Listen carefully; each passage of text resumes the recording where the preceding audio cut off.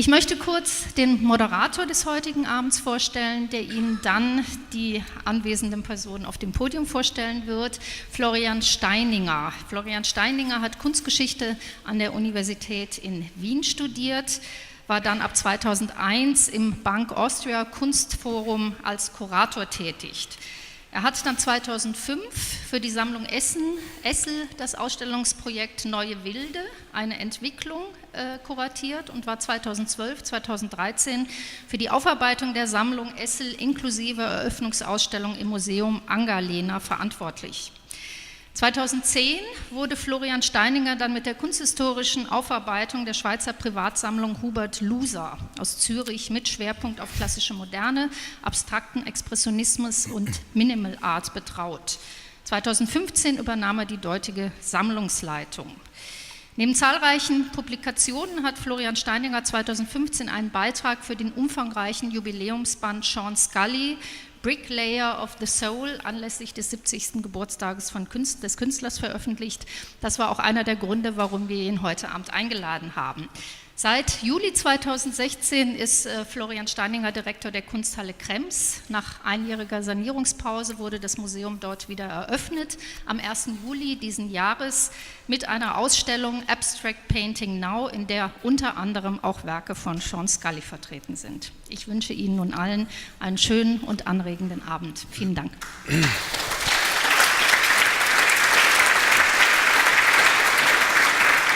Ja, meine sehr geehrten Damen und Herren, ich darf Sie auch ganz herzlich im Kunstmuseum Stuttgart zum ersten Künstlergespräch mit Sean Scully und Peter Klein ganz herzlich willkommen heißen. Ich darf meine beiden Gäste, meine Diskussionsgesprächspartner kurz vorstellen. Wir werden etwa in der nächsten Stunde ein sehr lockeres Gespräch über abstrakte Malerei, über die Entwicklung von Sean Scully hier führen, auch das Verhältnis zwischen Künstler und Sammler, das bei Herrn Klein auch eine sehr emotionale Dimension hat. Und dann im Anschluss wird es dann ein offenes Gespräch geben, wo Sie gerne dann auch hier Fragen an uns stellen können. Ich hatte das Privileg, jetzt kurz vorher mit Peter Klein durch die Ausstellung zu gehen, über den Umgang mit Menschen, wenn Zuneigung im Spiel ist, aus der Sammlung Klein. Und im Zentrum dieser Sammlungspräsentation, sozusagen das Herz, sind sehr ausgewählte, wunderbare Arbeiten von Sean Scully. Man kann fast schon von einem retrospektiven Blick hier sprechen in der Auswahl dieser Werke von den frühen 70er Jahren bis in die Gegenwart. Und jetzt wollte ich Sie fragen, wann war der erste Kontakt zu Sean Scully? Liegt es schon relativ weit zurück und wie ist diese Beziehung gewachsen über die Jahre? Gut, ich kenne natürlich die Arbeiten von Sean Scully, seit wir angefangen haben, Kunst zu sammeln. Wir haben in den letzten 20, 25 Jahren immer wieder mal Drucke von ihm gekauft, Holzschnitte, aber richtig eingestiegen in die Arbeiten von Sean Scully sind wir erst, nachdem ich vor ca. 6, 7 Jahren, glaube ich, das Bild Green Pearl Light gekauft habe. Da habe ich zum ersten Mal richtig gespürt oder bemerkt, was die Arbeiten von Sean Scully für mich bedeuten und was sie überhaupt bedeuten. Das war eigentlich der Anfang. Das heißt, also wenn man sich diese frühen Arbeiten anschaut aus den frühen 70er Jahren, dann sind viele von Ihnen, werden vielleicht schon die Ausstellung gesehen haben, sehr konstruktiv, sehr geometrisch sozusagen, noch objektiv, wo also die persönliche Handschrift zurückgenommen worden ist, also im Sinne der Minimal Art Tradition, also da gibt es einen Widerhall und dann kommt so etwas wie Emotionalität und das ist, glaube ich, dann der springende Punkt, wo der Funke bei Ihnen auch übergesprungen ist, was abstrakte Kunst betrifft, die Liebe zur abstrakten Kunst über Emotion bei Jean. Ich meine, meine Frau und ich, wir haben schon immer die konstruktive Malerei und die abstrakte Malerei immer gern gehabt. Wir waren bei vielen Ausstellungen, auch hier in Stuttgart bei der Galerie Walland, Und wir haben auch einige Positionen in unserer Sammlung, aber wenn es darum ging, eine große Arbeit zu kaufen, da habe ich immer irgendwie zurückgesteckt. Und zwar, ich wusste nicht warum, aber irgendwie war irgendetwas, was nicht gepasst hat. Und erst als ich die Arbeit Green Pale Light aus Los Angeles gekauft habe und die dann ausgepackt war und bei uns im Museum hing, dann wusste ich, was in alten Arbeiten, die mir uns immer gefallen haben, was da gefällt hat. Und zwar diese Emotionen, die geometrischen Arbeiten, die konstruktiven Arbeiten, sind für mich zumindest emotionslos.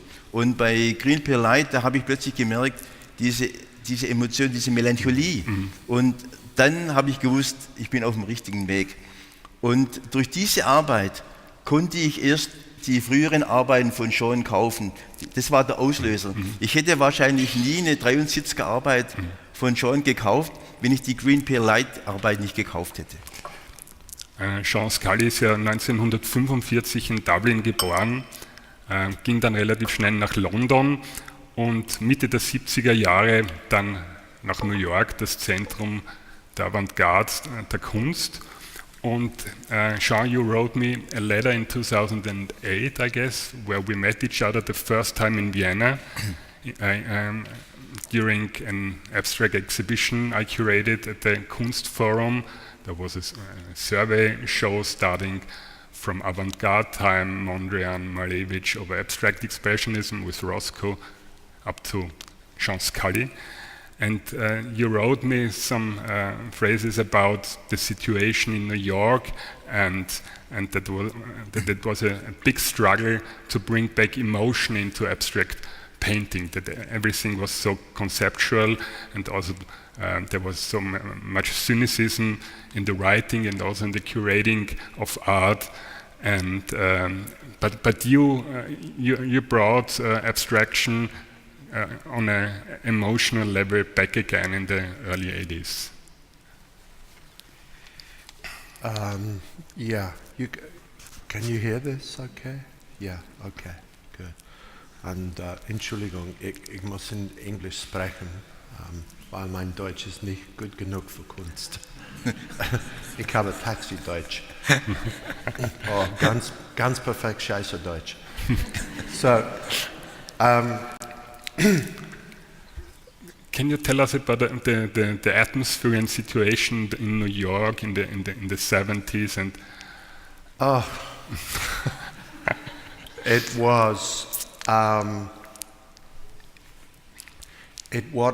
was like anything that announces itself as one thing. Anything that announces itself or advertises itself is always false. It was extremely closed down, and I liken it to the Roman Empire before the Germans arrived. And when the Germans arrived, they opened the doors and no one was there. And of course the same thing happened in 1980 something. The Germans arrived and the art world in New York was ready to fall over because refinement of refinement, constantly refinement leads to nothing. And art always relies on raw energy or, raw materiality. And this has to be renewed. So it fell and it had to fall. But when I arrived, I found it very exclusionary. And one person was nice to me. Somebody as insane as myself, Robert Ryman. Okay, yeah. because Robert Ryman is quite, you know. But he has more a minimalistic and realistic way of painting, whereas you always communicate with everyday life, with emotion, with the spirit, with passion. Most of your works have titles in reference to concrete persons of your familiar system, for example. So there is a layer beyond the stripes and beyond the pure abstract system of painting. Yeah, it's always the big problem to make something for the people. I think art is for people. It's not for a few people. I really think that it's for everybody ultimately. And on the other hand, I wanted to keep abstract art because I have thought about this a lot, but I think it's because I grew up in the time of Esperanto. You all know what Esperanto is, anybody over 40. So Esperanto is when you put all the languages into a Cuisinart and you turn it on. And it goes bzzz, and then you pour out Esperanto. That's it, more or less. And it was an attempt to unify the world through socialism, as abstraction was, to make a language that everybody could react to. Of course, the artists misunderstood the communist regime who hated what they did. But I'm just talking about why it was invented, what the reason is, and why I continue to do it. The grid is also a very important system in your work, but not in this. In the 70s, it's very concrete, multi-layered. There are some examples of the early 70s in the collection, and are there some references to the city of Manhattan, the grid, the living system? I remember the works of Piet Mondrian, the late works, the Broadway Boogie Woogie painting. Is there a metaphor for this urbanism, also for the roughness, for the pulsation, and the provisional quality in Manhattan in your works? Yeah, nice word.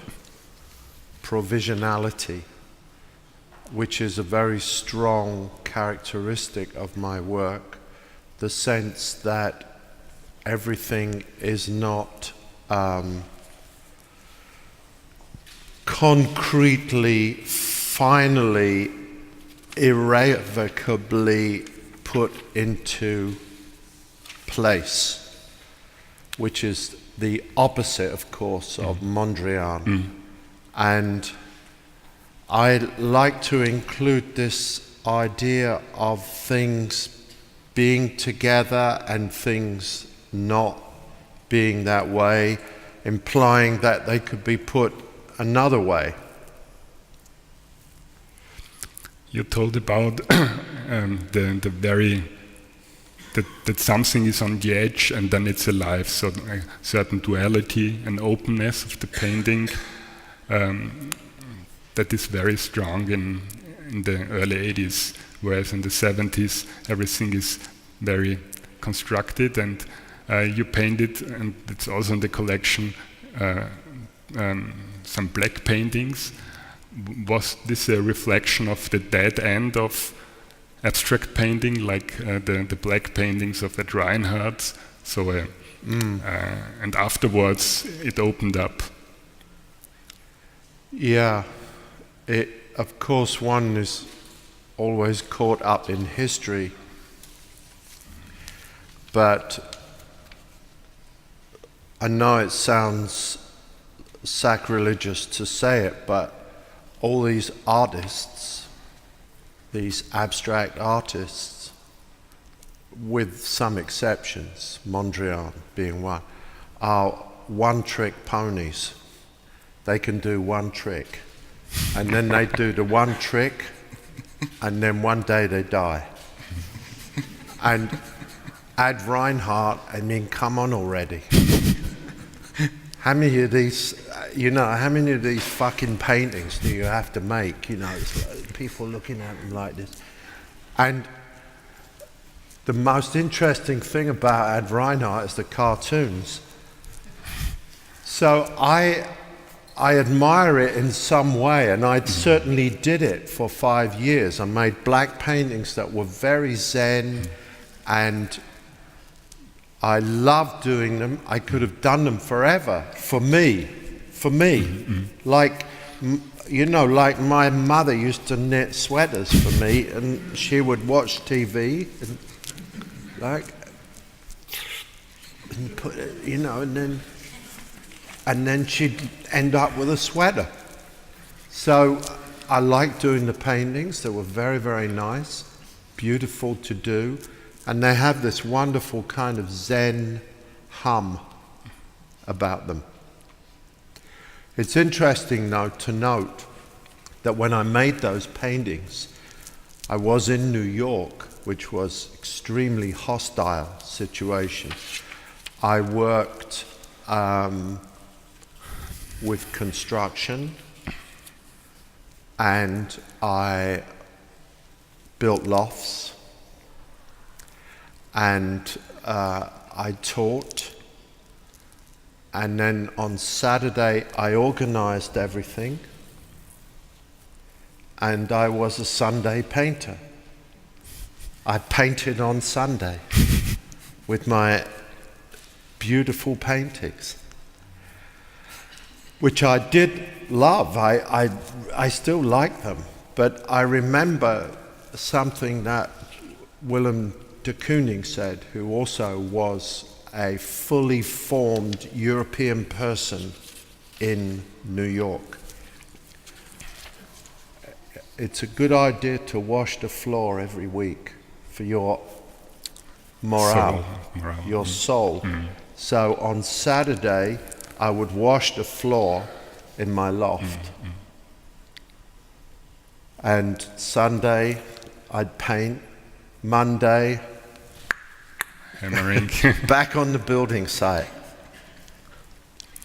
And de Kooning also talked about the flesh in art and the skin in painting, and that flesh was the reason why oil painting was invented. And when you look on the smooth skin of your work, you have an abstract flesh, a skin on the canvas. It's so vivid, it's like a human being in a painterly system, and that's so emotional in abstract painting. I was once in Dia, I think it was in Dia, and there was a woman looking at a Robert Ryman painting, and I have to emphasize that Bob Ryman is very dear to me, and I've actually written on his work. And she turned to me and said, "Wow, Bob has just got such a great sense of humor."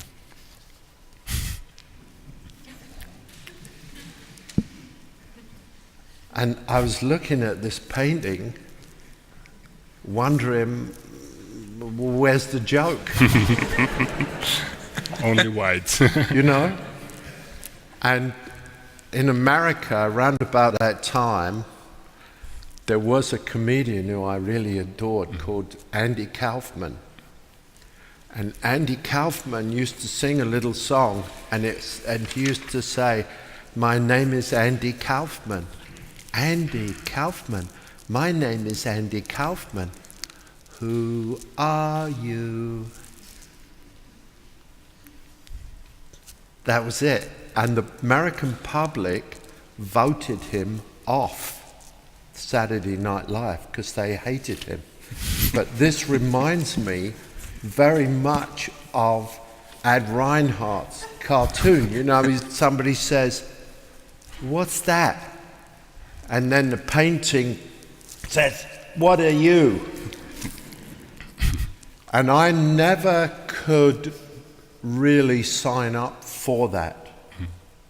So I opened up abstraction in about 1980 with some well-known paintings, and I didn't want to make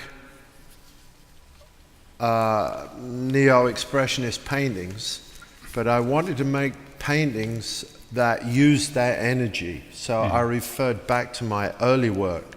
My early work is very influenced by German expressionism, Rottluff and Kirchner and so on. So that's how I made those paintings in the early 80s. Yeah. We can talk about now the 80s are your classical period, and you had a great show in New York at Eugene Gallery. Last year. Or the year before, yeah. And for me they are ancestors of the great painterly tradition, and for me there's no difference standing in front of an old master painting or an abstract work of you, because the painting is so in the focus. So that's and Mark Roscoe said that that he paints good paintings about nothing. So the figuration and narration, iconography is not so important than the subject of the painterly subject, and there's a high cultivated quality in your brushstroke, but not like in abstract expressionism, like action painting. It's always included in the composition, in the epidermis of the finalized painting. Yeah, well, my knowledge of painting is very European. Yeah. And I did a hard schooling. I used to do portraits, and I worked my way from from figuration to abstraction, which is unusual today, certainly unusual in America, and maybe not so unusual in Europe, which is where I come from, of course. And I was able to carry something into abstraction, like de Kooning did, that was different. Because as much as I like Rothko's paintings, they are, the edges are kind of fuzzed, let's say. I don't know if that's a verb, but let's say they're fuzzed. And they're manipulated or rubbed to make them look out of focus, like Turner. But with my paintings, the edge is the result of the way I paint. It's not that I paint and then I make the edge as a separate operation. It's a European way of combining the concept, the color, the materiality of the paint, and the thing that's being painted into a single entity. And this is very European, and that's why for a long time I had some problems in New York. Well, the other problem was that the Germans were showing my work and they weren't showing their work, so that caused a problem. And there are very often quotations of old master paintings like Narcissus from Caravaggio, where you interpreted the reflection of the water in the black horizontal and vertical stripes. Or another example, a still life with oranges from Henri Matisse in Union Yellow from the early 1990s. So there are always dialogues and relationships to the European old masters and painters of the classical modern art. Yeah, I'm always attempting to make an abstract painting that means something, not an abstract painting that is sitting comfortably in a progression. And this has caused me advantages and some problems in equal measure, but of course you can't please everybody.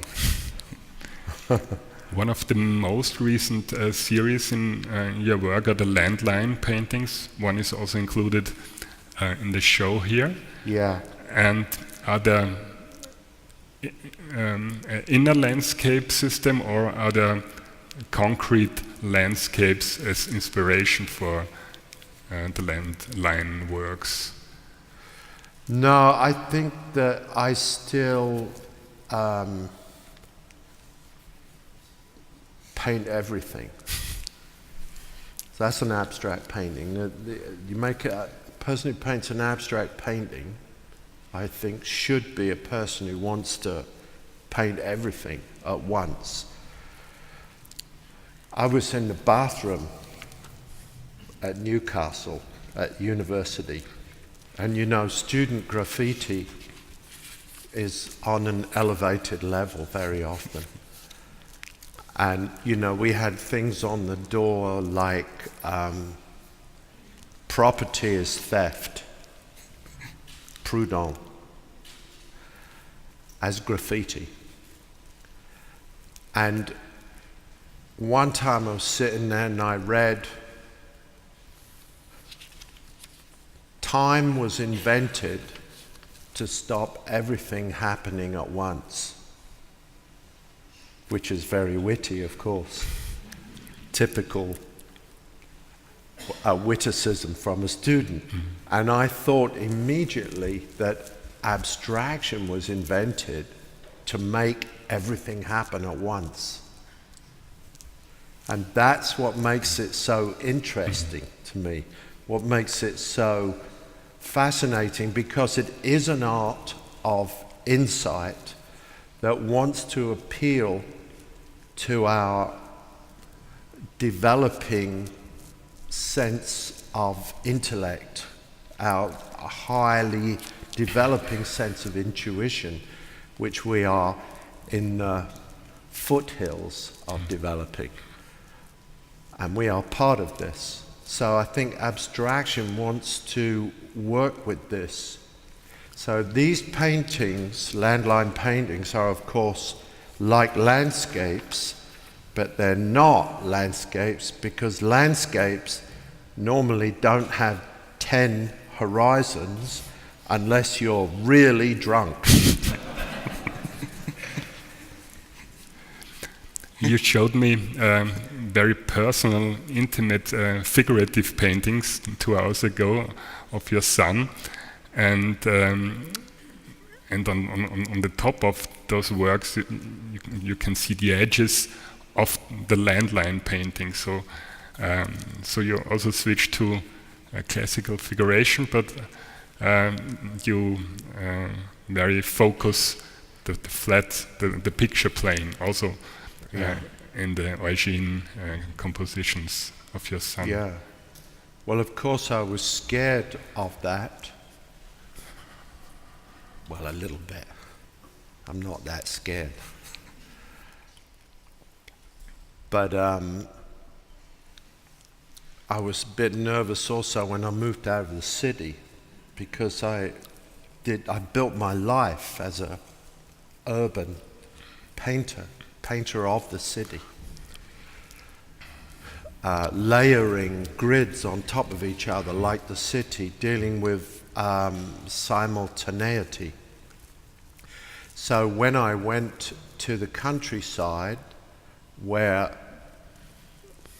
everything doesn't happen at once, that happens and then this happens and then something else happens, not like New York where people are in buildings and there's a million things going on at the same time. I was slightly concerned about that, what that would do. And I remember two things that Picasso said, and I love Picasso very much. And one was, art is war, and that's wrong. Art is war on war. And he also said that children were very bad for art. And I'm not sure if that's wrong or right, but I think it's wrong. So anyway, I made a big cycle of paintings for my son and put them up in his birthday. And we had snakes, and he ignored the paintings and was fascinated by the snakes because we had a constrictor. And he's also very focused on the new medias. On the new medias, yeah. And his intelligence with screens is far beyond mine because I do this. And how is his relationship to your abstract paintings? This is very interesting. Thank you for bringing this up. And children actually adore my work, my abstract work. And I'm going to do a show in Karlsruhe, and there they have a children's museum, so I imagine there's going to be a lot of correspondence between the show and children, at least I hope so. So I finished a picture of my son. They're all of my son on the beach because we go to the Bahamas and now I take iPhone photos and I hold the iPhone photo and draw it out. And it's very interesting because it's like riding a bike. You don't ride a bike, for 30 years. It hangs in the garage. You take it off put air in the tires, and you ride the bike. I did the same thing with figuration. I just drew them out in 5 minutes. It was no problem. And I made the painting. My son came into the room. I showed him the painting, and he said, yeah. And he looked over at the wall where there is a 4-part painting with insets that are put in and moved around. So in other words, I would spray the painting black lines and take the 2 insets out and put them in another painting. And this is how children think, because they can imagine the other. And he said, Dada, that's fantastic. And I'd painted the figurative painting for him, which meant nothing to him.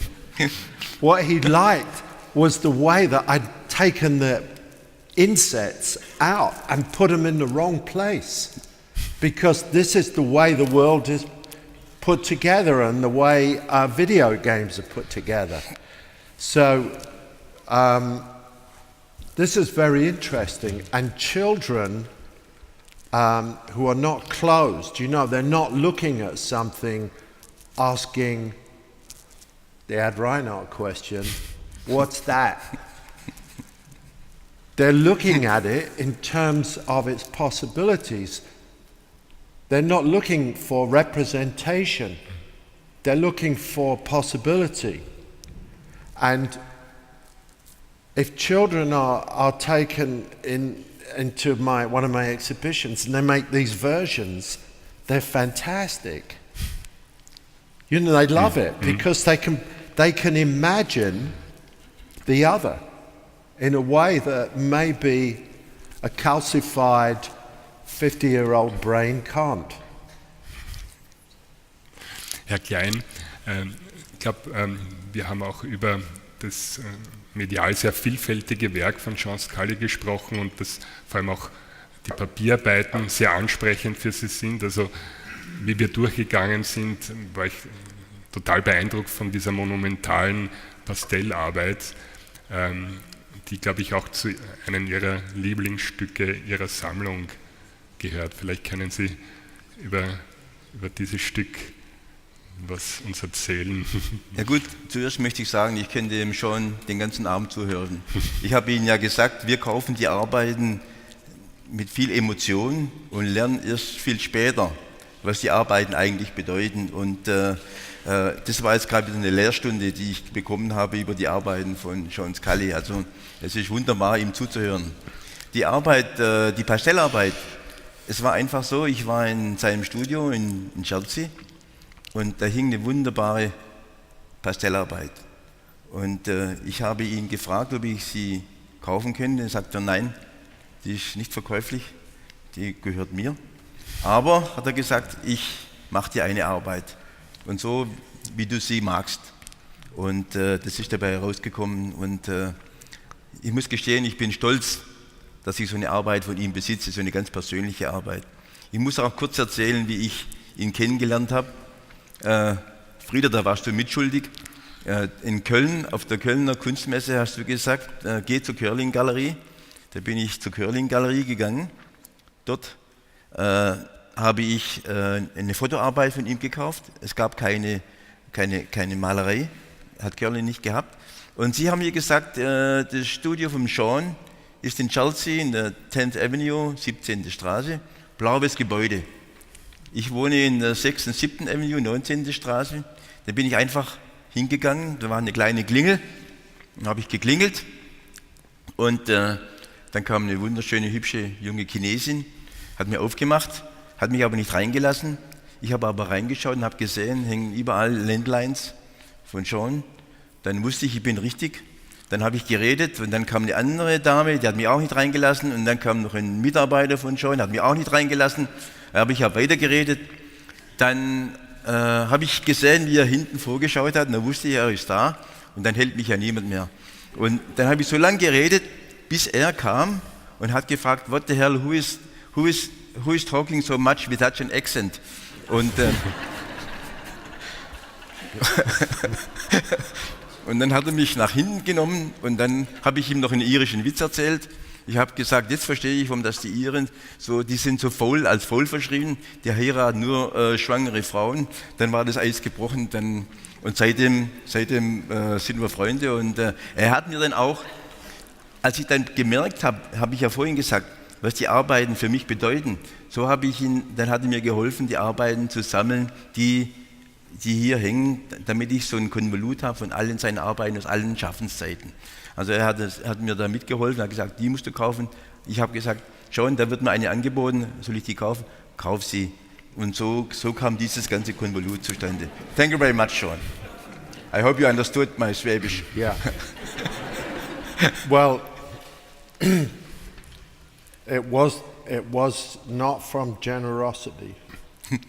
It was a technicality that I had given you that painting. Because Peter wanted a painting from 1974. And in 1974, I was painting in the studio before I left for New York in London by the Thames, making these paintings with rollers and tape buried in, pulled out afterwards. And not one person came to my studio in 1 year, which is 365 days. And you can imagine I wasn't happy boy. So after I've had something for a long time, then I think I'm married to it. So Peter wanted one of these, and I said, I can't sell these.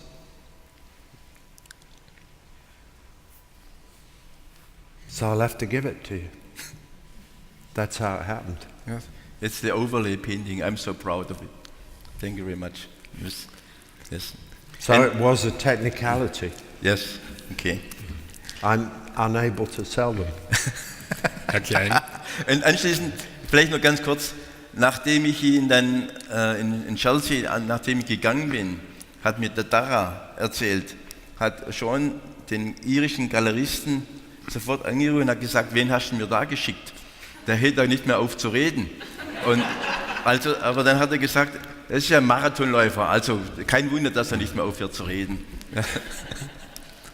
Herr Klein, Sie haben seit 10 Jahren auch ein eigenes Museum, ein Sammlermuseum, wo Sie jetzt auch eine Ausstellung haben mit Werken von Scully in Kombination mit Werken von Liliane Tomasco, in einer sehr schönen Gegenüberstellung oder einer sehr schönen Vermischung, beides abstrakte Positionen. Die abstrakte Malerei ist auch in ihrer Sammlung recht stark vertreten, also Gotthard Graubner ist auch in der Sammlung.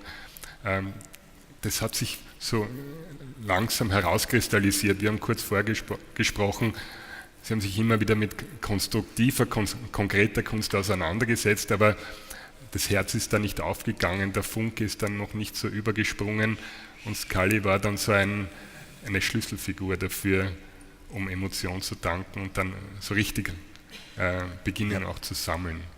Ja, ich habe es auch festgestellt, dass ich 17% irisches Blut in mir habe. Das hat wahrscheinlich auch geholfen irgendwie. Nein, es ist tatsächlich so. Also ich habe es ja vorhin erklärt, ich habe nicht gewusst, warum ich diese konstruktive Malerei, die mir immer so am Herzen lag, warum ich die nicht sammeln konnte.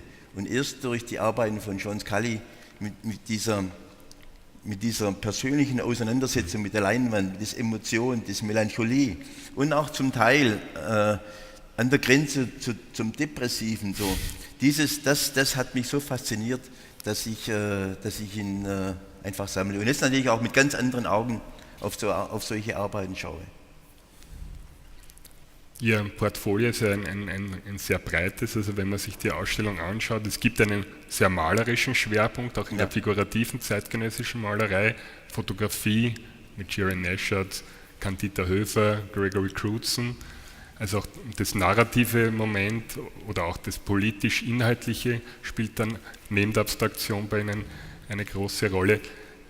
Wohin geht die Reise weiter in Ihrer Sammlungstätigkeit? Ist es eher ein intuitives Sammeln oder haben Sie bestimmte Schwerpunkte, Säulen, die Sie ausbauen?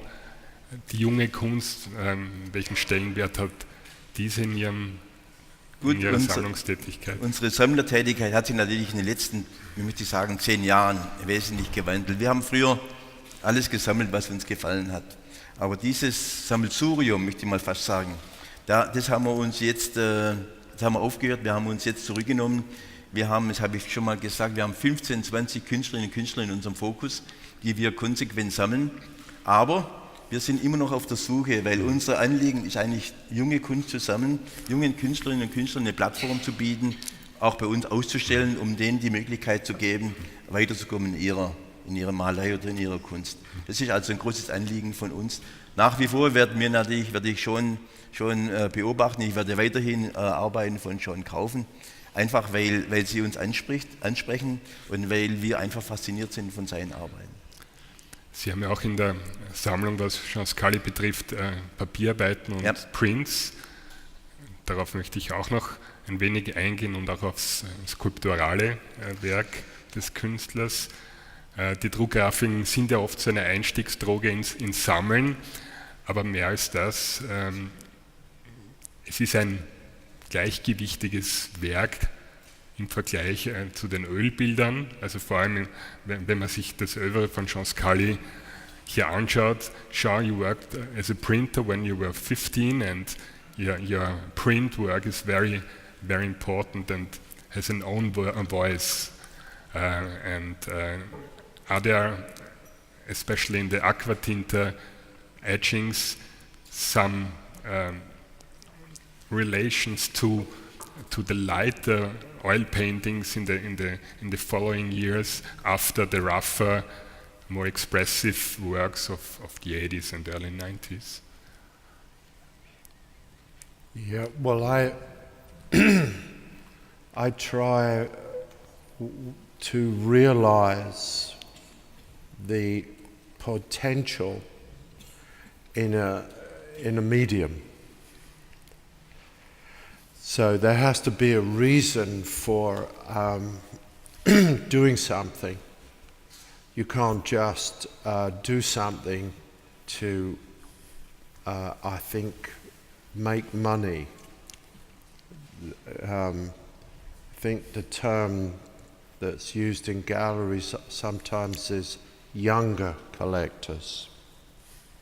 That means student collectors. So to have prints for this. And of course Dürer made wonderful prints. And the medium, the print medium, has incredible potential in it.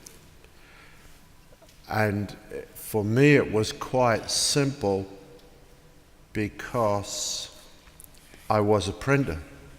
I was an apprentice at 15. I was in a factory in England setting type, like metal type. And when I started to make prints, it came very natural to me, particularly on metal. Mm-hmm. And you can do something with aquatint in particular that's not possible in watercolor. And I managed to get as much out of a very limited number of moves as possible.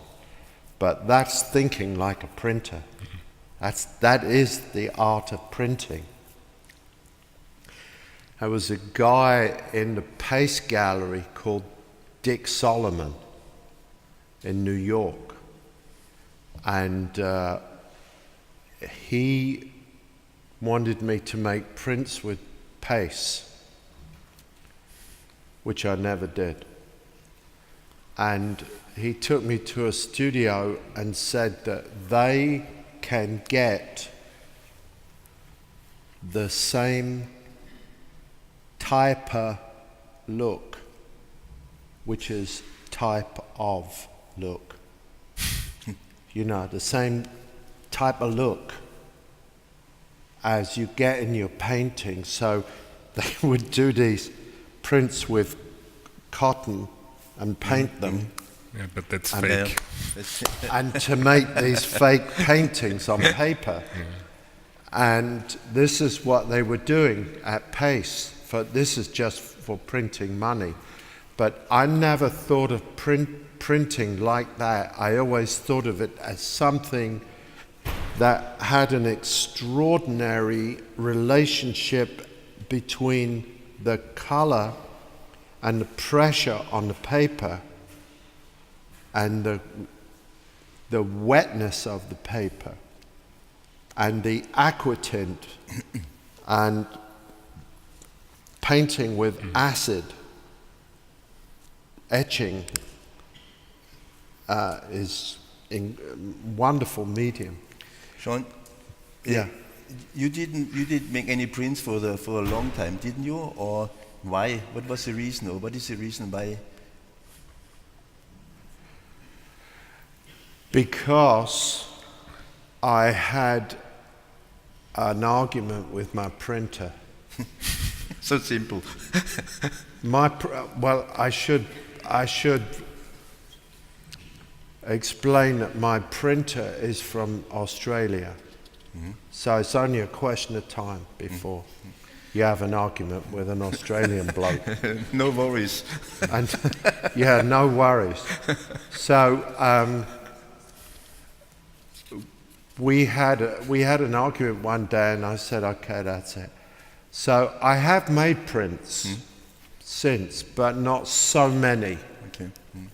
But I'm looking for a printer, and I haven't been able to find one. There's somebody in Barcelona I like very much, but I don't live in Barcelona. So you have to have somebody who can do it for you and have the studio. And it's a little slower at the moment. I have a beautiful woodcut from you, Yeah. which is in my hotel. Fantastic woodcut. Yeah, You made some, especially in the 80s. yeah. And you work, you cut the plate or the board, and then you roll the color on,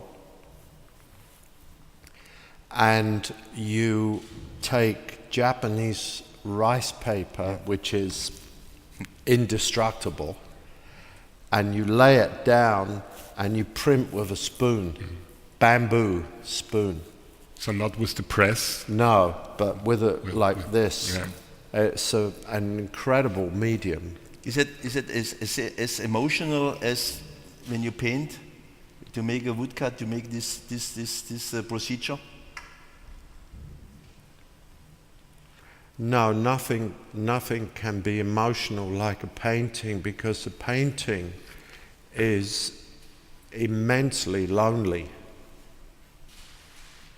And when I finish a painting, I'm usually extraordinarily sad. So nothing can compete with that, including if I make sculpture. It's conceptual, and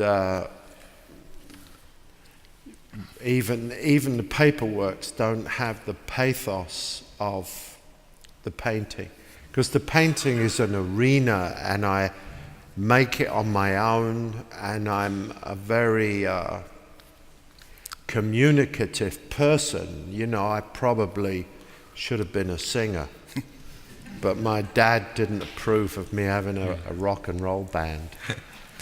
So I had to do something, you know.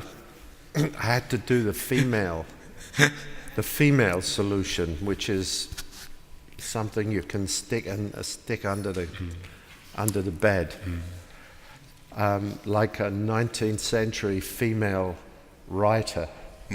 You know, they would write, and then and then when you work on paper, you can shove them all under your bed.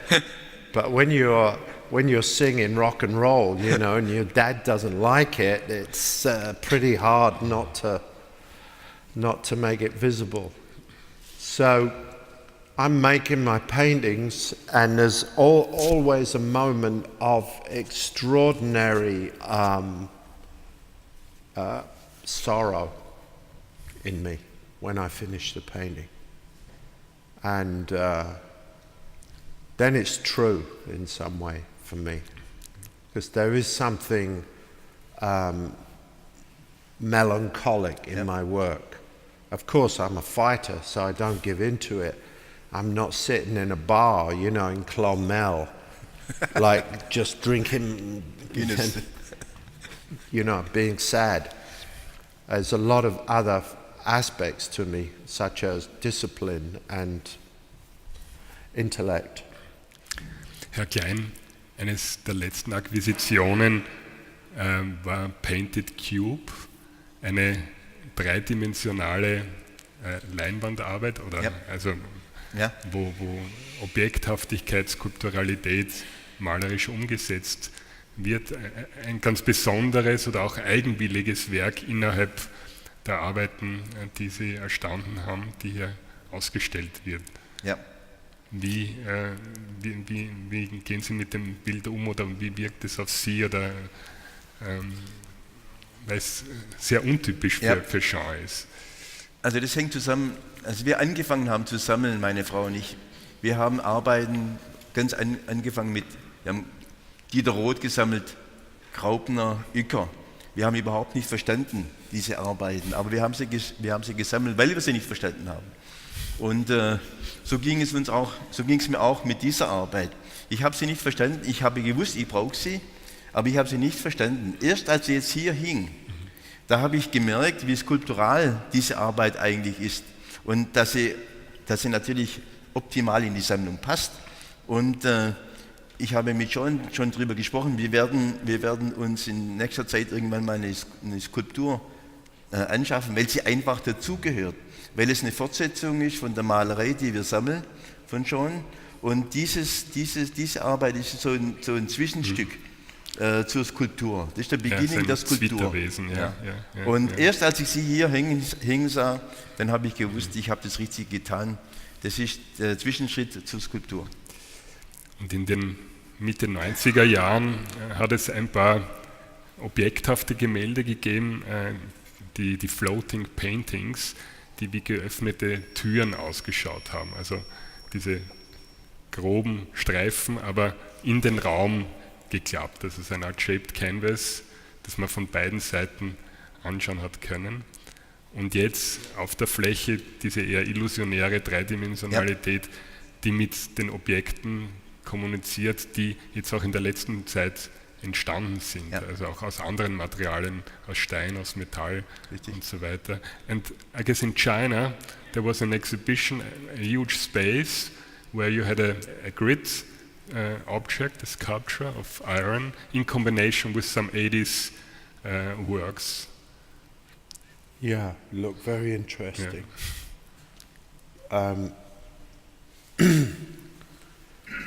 I showed the cube paintings, there's just one example here in New York. And this again showed me the difference between Europe and America, and the difference is significant. The reception to these block paintings was mystification. Nobody knew what to say or how to react to them. They were totally mystified. And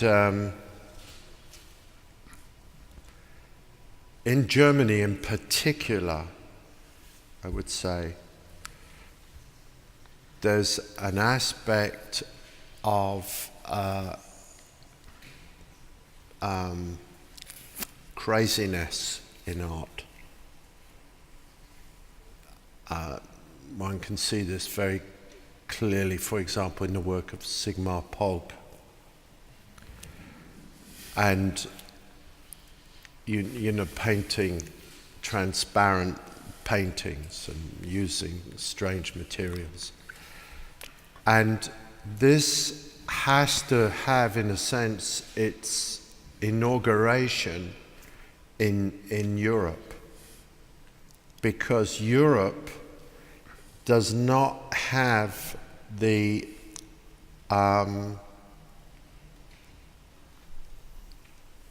actuality of the American market and the American relationship to action.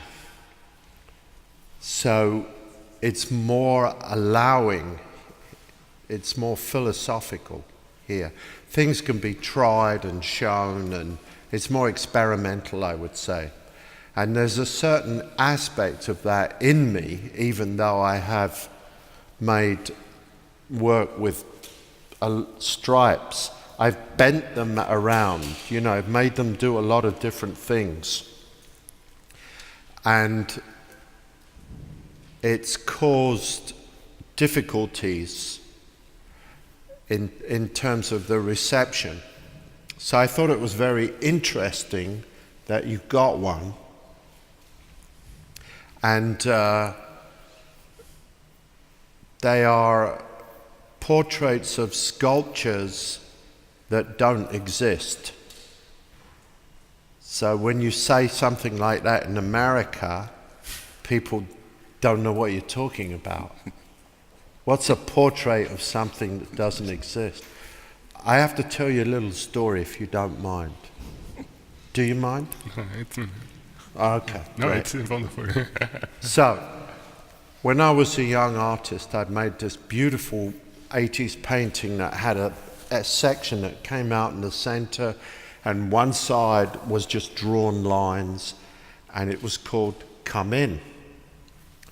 The reason it was called Come In is because a friend of mine came in to my studio, and he told me a story of Beckett and Joyce.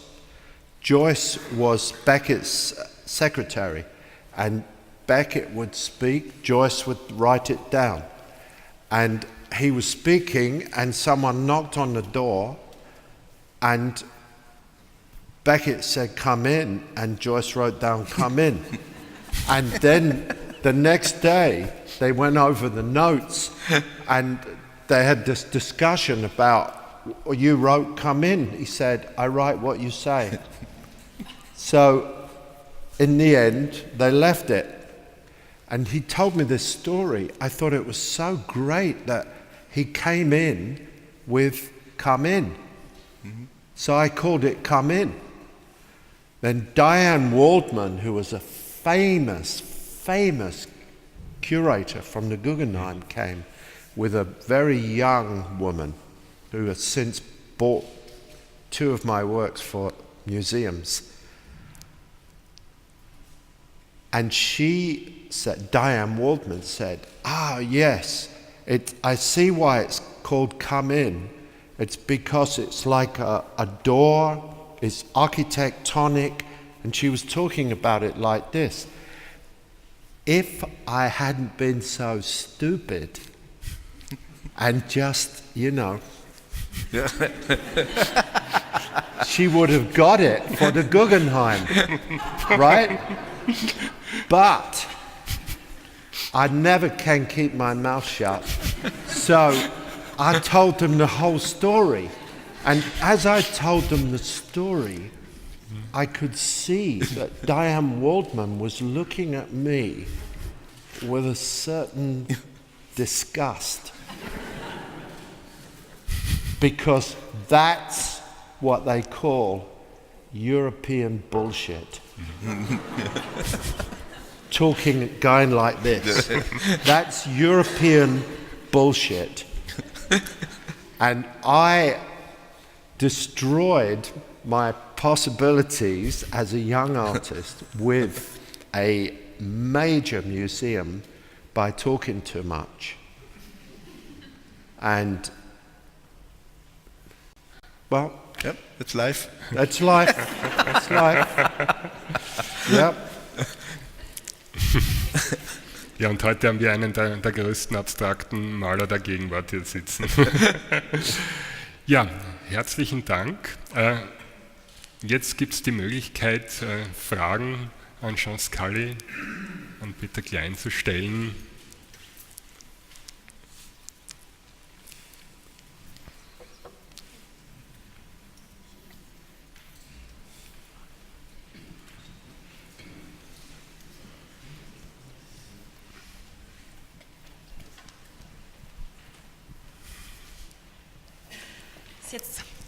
Das ist jetzt eine interessante Situation, denn dies ist eine Frage aus Facebook, eine neue Situation für uns.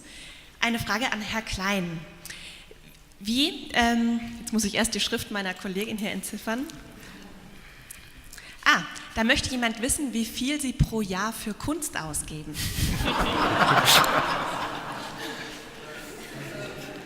Das ist sehr unterschiedlich. Das kommt immer darauf an, wie viel die Bank mir erlaubt auszugeben. Da gibt es keine, wir haben natürlich ein Budget, ganz natürlich, aber das ist sehr unterschiedlich. Wenn ich eine Arbeit von Sean kaufe, dann ist das Budget mit einer Arbeit erschöpft, dann muss ich wieder nachschöpfen. Also es ist unterschiedlich, schon sehr unterschiedlich. Gut, gibt es noch aus dem Publikum eine weitere Frage? Ich habe eine Frage an Sean. Sean, your photo art, your photos you make, are this part, do they belong to your paintings or are they totally different? Is it a totally different position in your works? No, I'm a painter who takes photos. Mm. So they're with the left hand. You know, I'm not trying to take on Gursky. Yeah. But your photos, they have a structure, sometimes very similar to your paintings. Right. Yeah. Because it's the way I see everything. Okay. Good. And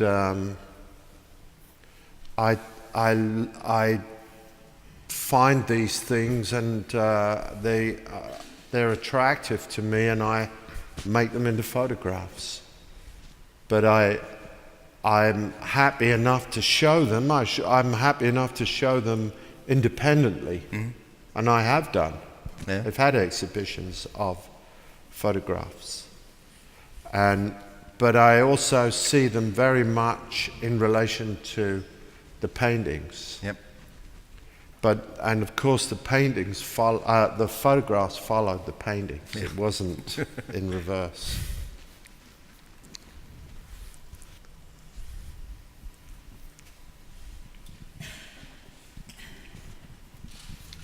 So this is a question to you, Sean.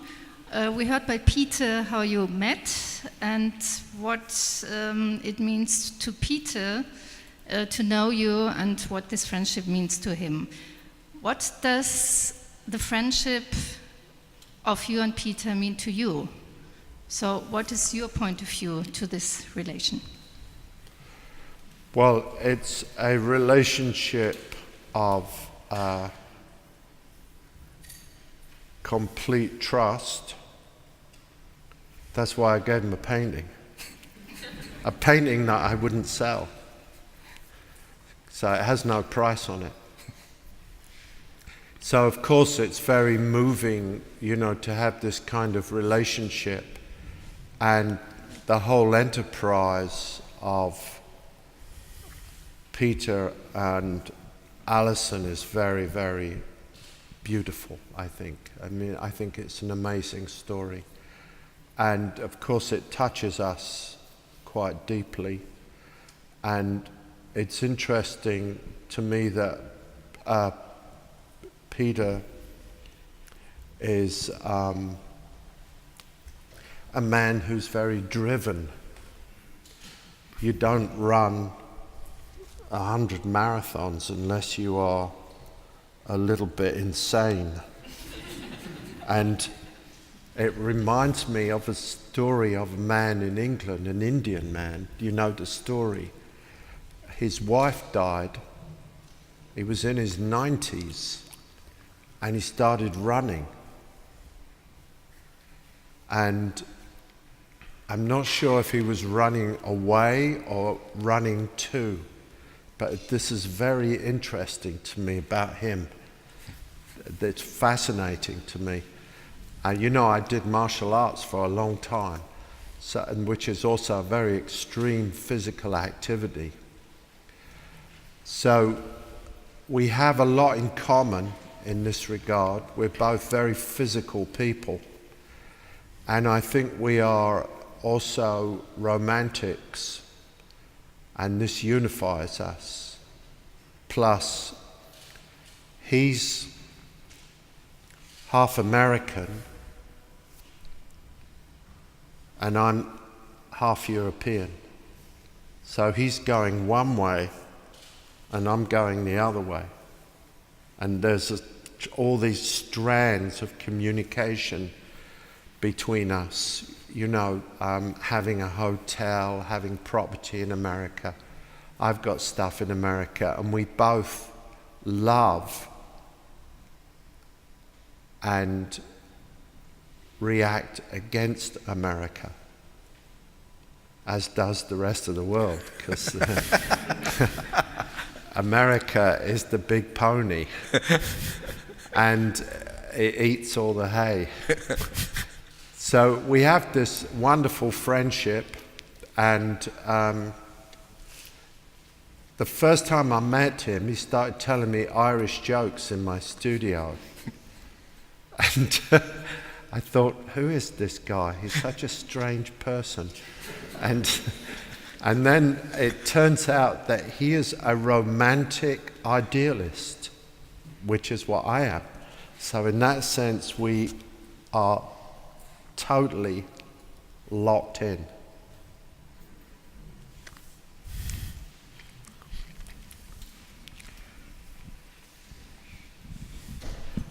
Mr. Scully, I wanted to come back to your art. You referred to the title "Come In," and you mentioned Joyce and Beckett, and I wonder, does literature play any role in your art?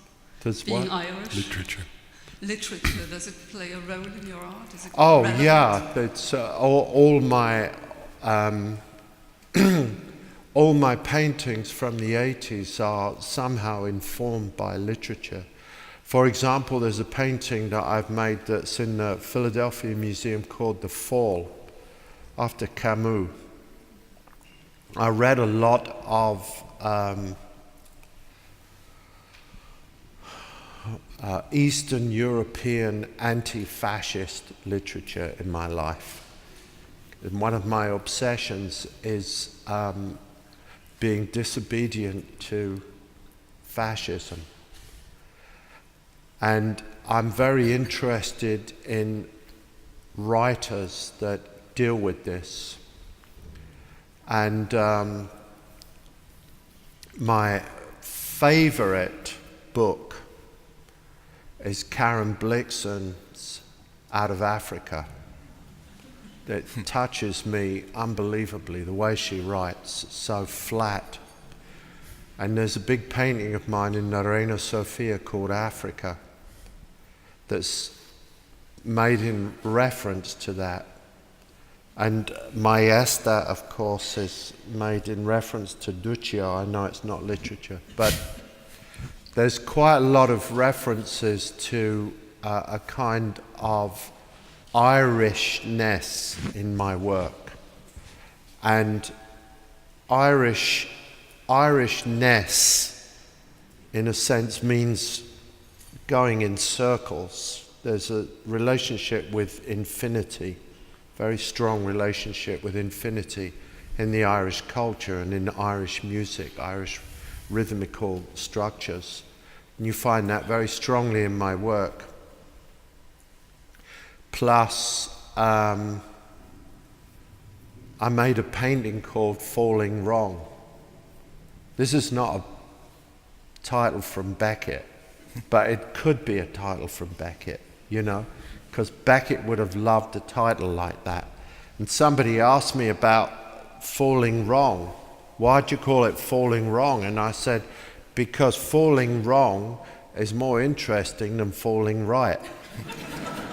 And there's a lot of this energy in my work, you know, and the Irish energy is quite subversive, because the Irish were colonized first by the Vikings, who were mighty cruel. And Dublin, by the way, just as an interesting sidebar, means dark pool in Viking. Dub is dark and Lynn is pool.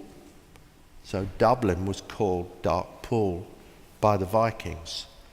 And just across the water is a place called Blackpool. So there's a relationship there. But the Irish have, considering they have been severely colonized and enslaved, they have an extraordinary euphoria about them. And I have that in me, as you can see. And on the one hand, it's a melancholic country because of all the sorrow that they've experienced. But again, there's this rhythmical vitality and this relationship with no sense, which is very interesting. And it's hard to get on top of people like that. You know, it's hard to keep people like that down because they're always going in circles. And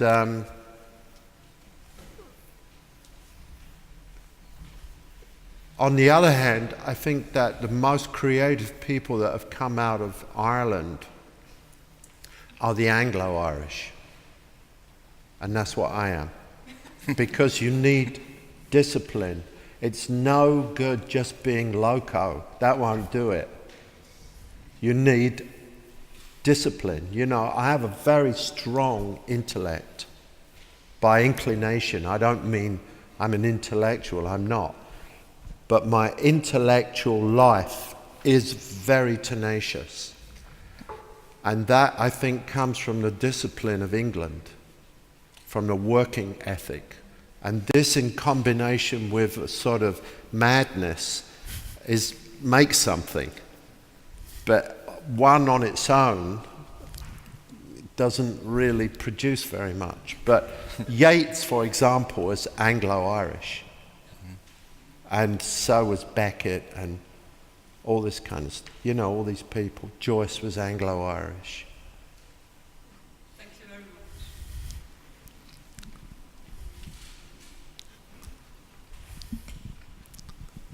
Gibt es noch eine weitere Frage aus dem Publikum? Sonst hätten wir noch eine aus Facebook. Sean, Facebook is asking you another question, and it's Julia who is asking a question about the exhibition.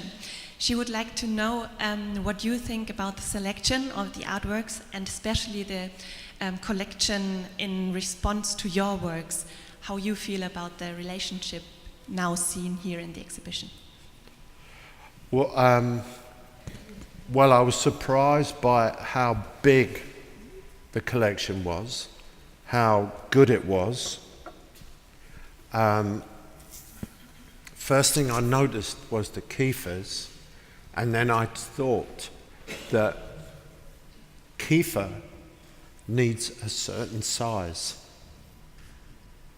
And I hadn't seen Kiefers that size before, you know, that look like pictures. Yeah. So then you start to look at them like pictures instead of things or stage scenery.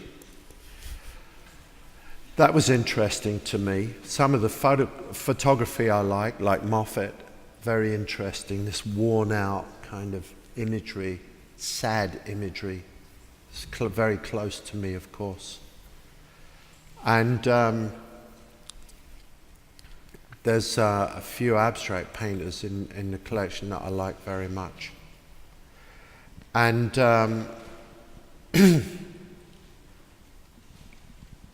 there's actually somebody in the room whose work I'm going to buy. Thomas sitting over there. Wonderful drawings. And in relation to my work, we made the collection together, right? Yep. And I would say it's flawless.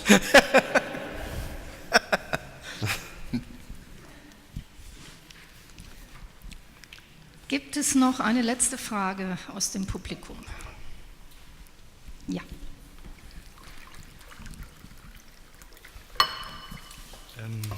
Jean, you said that you are a way of sad or melancholic when you finish the painting.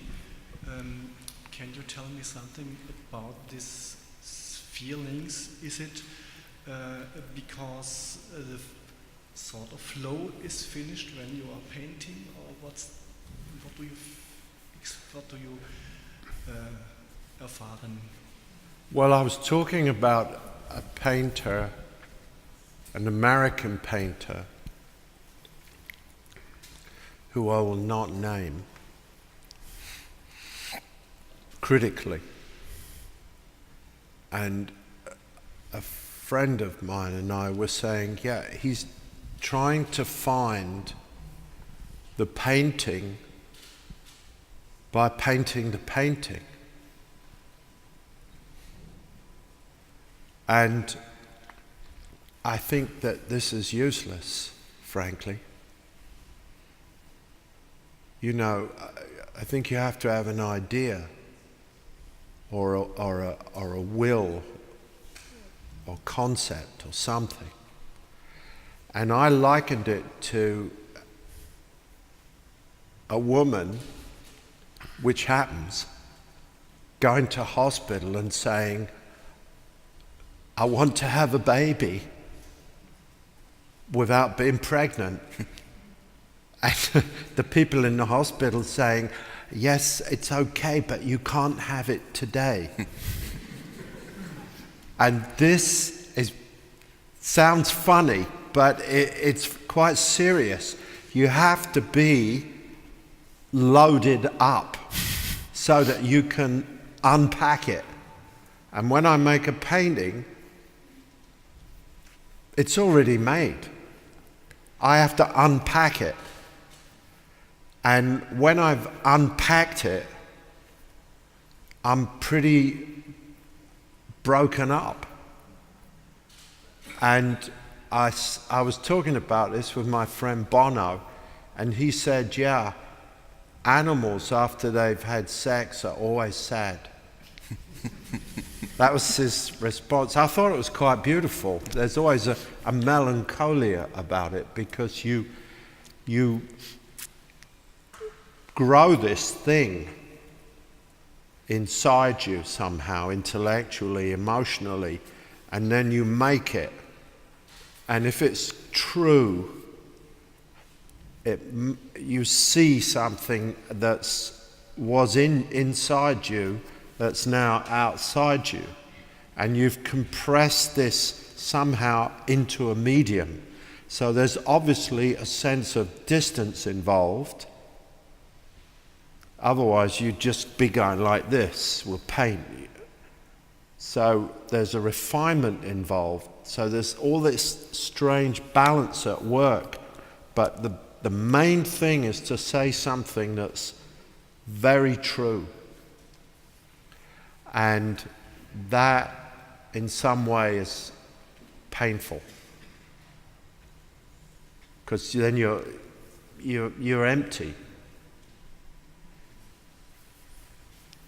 Thank you. Ja, ich habe jetzt wieder mein Mikro. Genau. Meine Damen und Herren, ganz herzlichen Dank, dass Sie heute Abend hier waren. Vielen Dank für Ihre Aufmerksamkeit. Thank you very much, Scully, Peter Klein, Florian Steininger, for this discussion tonight.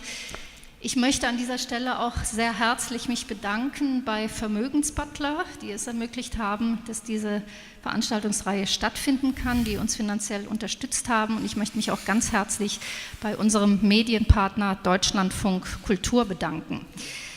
Es geht weiter. Wir haben jetzt eine Sommerpause Mitte September. Am 15. September, wenn Zuneigung im Spiel ist, dann werden Gerrit Friese und ich mit Peter Klein nochmal über seine Sammlung, das Sammeln und die Künstler seiner Sammlung sprechen. Und danach geht es eigentlich jede Woche mit einer anderen Veranstaltung weiter.